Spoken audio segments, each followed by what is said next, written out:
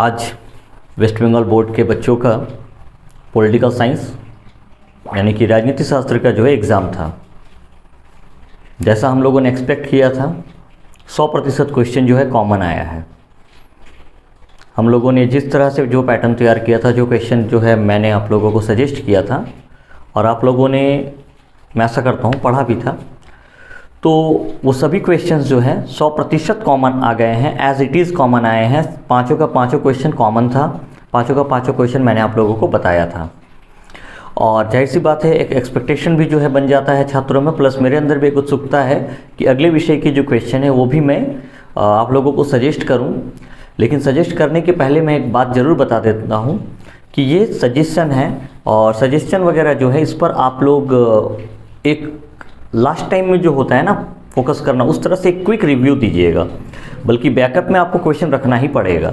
ठीक है, इससे आपको ये है कि क्वेश्चन कॉमन आ जाता है, आप लास्ट टाइम में इसको अच्छे से जो है देख सकते हैं।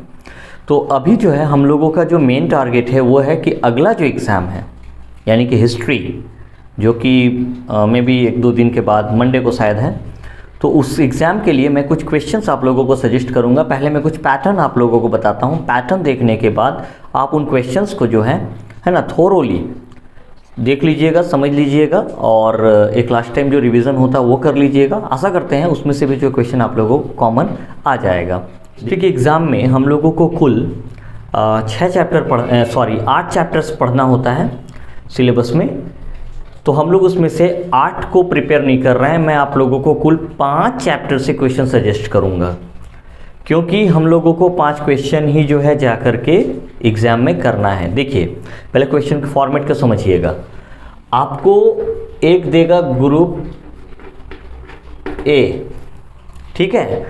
ग्रुप ए में आपको चैप्टर 1 से क्वेश्चन दिया जाएगा, चैप्टर 2, चैप्टर 3 और चैप्टर 4, ठीक है। अब इसके बाद आपका रहेगा ग्रुप बी। ग्रुप बी हुआ, यहाँ से भी आपको जो है चैप्टर 2, 3, 4 ऐसा करके रहेगा। तो यहाँ पर आपका चैप्टर वाइज नंबर होगा 5, 6, 7, 8, कुल 4 क्वेश्चन, 8 क्वेश्चन हो गए। 8 चैप्टर से क्वेश्चंस रहेंगे। आपको करना क्या है, आपको टोटल 5 क्वेश्चन करना है, टोटल 5 क्वेश्चन करना है। लेकिन 5 क्वेश्चन कैसे करना है, ये नहीं कि इसमें से 4 इसमें से 1 कर दिए 5 हो गया, नहीं। आपको पहले ग्रुप ए से 2 क्वेश्चन करना है, फिर ग्रुप बी से 2 क्वेश्चन करना है। तो 2 और 2 हो गए 4, बच गया 1 आप किसी भी ग्रुप से कर सकते हैं। आप लोगों का मैं क्वेश्चन सजेस्ट करने जा रहा हूँ chapter 1, chapter 3, chapter 4, chapter 5, chapter 6। इससे मैं कुछ आप लोगों को इंपॉर्टेंट क्वेश्चंस या कि सजेस्टिव क्वेश्चन सजेस्ट कर रहा हूँ। बाकी आप जो क्वेश्चन है बैकअप में रख सकते हैं। उन क्वेश्चंस को मैं थोरोली आप लोगों के लिए पढ़ दे रहा हूँ। चैप्टर 1 से आप लोग क्वेश्चन पढ़ लेंगे। पेशेवर, पेशागत या फिर व्यावसायिक, तीनों एक सिमिलर टर्म है।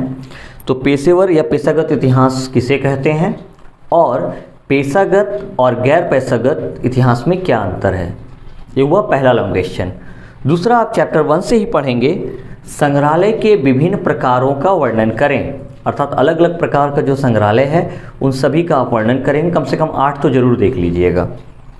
तीसरा क्वेश्चन है, अतीत के स्मरण में पौराणिक कथाओं एवं स्मृति कथाओं की भूमिका की विवेचना करें, अर्थात अतीत के बारे में जो पूछ रहा है। तो ये 3 क्वेश्चन आपको जो है, ठीक है, चैप्टर 1 से करना है। चैप्टर 2 आप लोग पढ़ सकते हैं, मैं उसे सजेस्ट नहीं कर रहा हूँ, मैं चैप्टर 3 से सजेस्ट कर रहा हूँ आप लोगों को। चैप्टर 3 में पहला क्वेश्चन आप पढ़ेंगे कि भारत में रेल मार्ग की स्थापना के उद्देश्यों तथा प्रभाव का वर्णन कीजिए। दूसरा क्वेश्चन आप चैप्टर 3 से पढ़ेंगे, भारत में ब्रिटिश ईस्ट इंडिया कंपनी की भूमि राज्य व्यवस्था या राजस्व व्यवस्था के बारे में संक्षिप्त में चर्चा करें। और तीसरा क्वेश्चन आप इसी चैप्टर से करेंगे, चीन में 4 मई आंदोलन के नेतृत्व के कारणों की विवेचना करें तथा इस आंदोलन के महत्व की चर्चा करें। बहुत इंपॉर्टेंट क्वेश्चन है ये। इसके बाद चैप्टर 4, भारत में अनौद्योगिकरण के क्या क्या कारण थे और भारतीय अर्थव्यवस्था पर इसके प्रभाव की चर्चा करें। ये भी इंपॉर्टेंट क्वेश्चन है। भारत में ब्रिटिश शासन के दौरान आदिवासी एवं दलित संप्रदायों के आंदोलन का विवरण दीजिए। ये भी इस साल के लिए अच्छा क्वेश्चन बनता है एक। सामाजिक एवं शैक्षिक सुधारों में राजा राम मोहन राय के अवदानों का मूल्यांकन करें। क्योंकि पिछले साल आप लोगों ने देखा है कि विद्यासागर जो है हम लोगों को दिया गया था, तो राजा राम मोहन राय इस बार जो है कॉमन एक क्वेश्चन के तौर पर पढ़ा जा सकता है। ठीक है, इसके बाद चैप्टर 5 से आप पढ़ेंगे भारत सरकार अधिनियम 1919 की विशेषताओं तथा त्रुटियों की चर्चा करें। दूसरा क्वेश्चन आप पढ़ेंगे कि भारत सरकार के 1935 ईस्वी के अधिनियम तथा उसकी धारा की पृष्ठभूमि की चर्चा कीजिए, इस अधिनियम का महत्व क्या था। चैप्टर 6 से आप पढ़ लेंगे सन 1942 के भारत छोड़ो आंदोलन पर एक निबंध लिखें, अच्छा क्वेश्चन है। भारतीय स्वतंत्रता संघर्ष में सुभाष चंद्र बोस के योगदान पर प्रकाश डालिए। तीसरा क्वेश्चन, जालियांवाला बाग हत्याकांड की पृष्ठभूमि क्या थी, इसका क्या महत्व था। और चौथा क्वेश्चन मैं कह रहा हूँ, ये क्वेश्चन भी आप लोग देख लीजिएगा, नौसेना विद्रोह के कारण तथा महत्व, अर्थात नौसेना विद्रोह से संबंधित जो भी क्वेश्चन आपको टेक्स्ट बुक में या फिर जो भी आप किताब जो यूज़ करते हैं अगर उसमें है तो आप उस क्वेश्चन को जो है ज़रूर कर लीजिएगा। ये क्वेश्चन जो है इंपॉर्टेंट क्वेश्चन है, सजेस्टिव क्वेश्चन है, लेकिन मैं फिर से ये दोहराऊंगा, आप अपना बैकअप क्वेश्चन रखिएगा, इन क्वेश्चंस को अच्छे से प्रिपेयर कीजिएगा, क्योंकि ये सजेस्टिव क्वेश्चन है। 100% मैं गारंटी नहीं दे रहा हूँ, जैसे उस दिन भी मैंने आप लोगों को गारंटी नहीं दिया था। हाँ, हालांकि मुझे पता था क्वेश्चन इन सब में से ही जो है आ सकते हैं, संभावनाएं हैं,